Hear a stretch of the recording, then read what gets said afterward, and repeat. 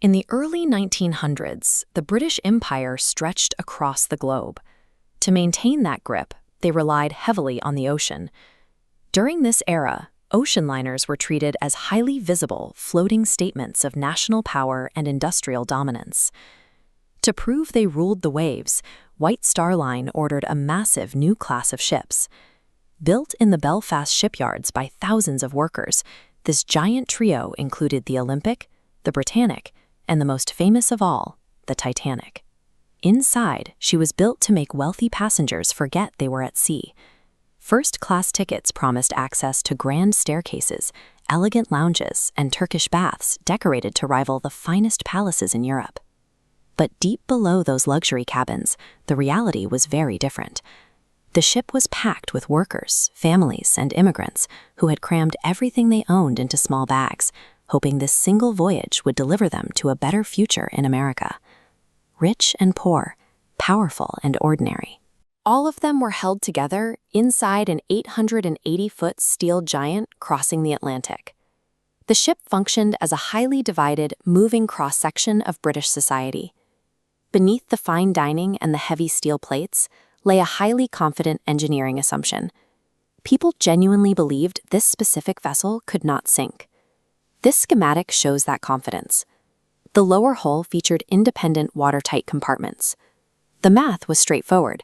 If a collision filled one or two sections with water, heavy doors would drop to seal off the damage. The rest of the hull remains dry, preserving buoyancy. The press immediately latched onto this design. The concept of an invincible ship captured the public imagination so effectively that her legendary status was fully cemented before the paint was even dry. When she finally departed Southampton on April 10, 1912, the mood was entirely triumphant.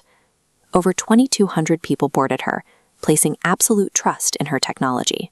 Designers, crew, and the public placed total faith in a single mechanical concept. That reliance left them completely blind to the unpredictability of the ocean. 4 days into the voyage, the North Atlantic was unusually still. The sea was completely flat, and the night was pitch black.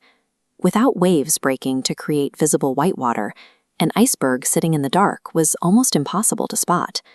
For hours, other ships in the area had been using telegraph machines like this one to send out ice warnings. Several of those messages reached the bridge, yet the Titanic maintained her high speed through the freezing dark. At 11:40 p.m., the lookout saw the ice. The crew turned the wheel, avoiding a head-on collision. Instead, the massive block of ice scraped slowly along the starboard side. Looking at this side profile schematic, we see why this impact was lethal. It cut a long, narrow wound across multiple compartments. The watertight system couldn't handle this. As the bow pulled downward, water spilled over the bulkheads, continuously flooding the next section. Up on deck, the situation felt entirely normal. There was no giant explosion or visible damage. The ship simply ground to a halt, leaving most passengers feeling perfectly safe. A direct head-on crash might have crushed the front compartment while leaving the rest of the ship intact.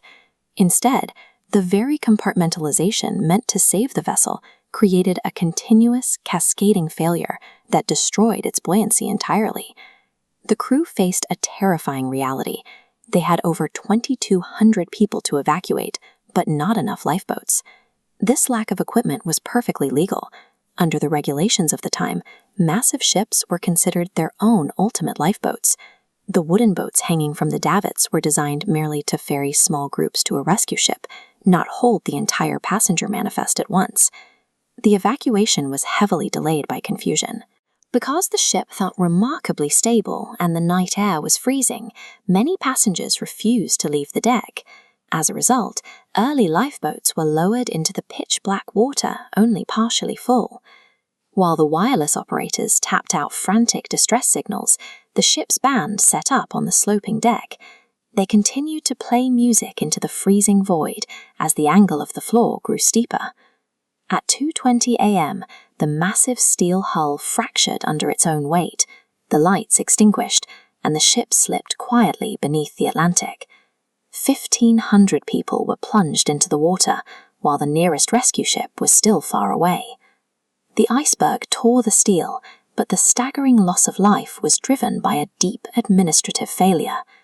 The arrogant assumption that emergency procedures were no longer necessary proved deadlier than the ice itself. By the time the Carpathia arrived to pull the survivors from the water, the scale of the disaster was clear. The greatest ship ever built had sunk on her first voyage. The news sent immense shockwaves through Britain and dominated global headlines. This graphic details the immediate policy response to the sinking. Maritime law was strictly rewritten. Ships were now required to carry a lifeboat seat for every single passenger on board, maintain a 24-hour radio watch, and fund continuous ice patrols in the North Atlantic. Modern vessels navigate those exact same freezing waters today, bound by the strict safety frameworks drafted in the aftermath of 1912. The wreck remains resting deep beneath the ocean, quietly dissolving into the seafloor. It stands as a permanent reminder that no matter the scale of human engineering, everything we build is ultimately subject to the quiet authority of nature.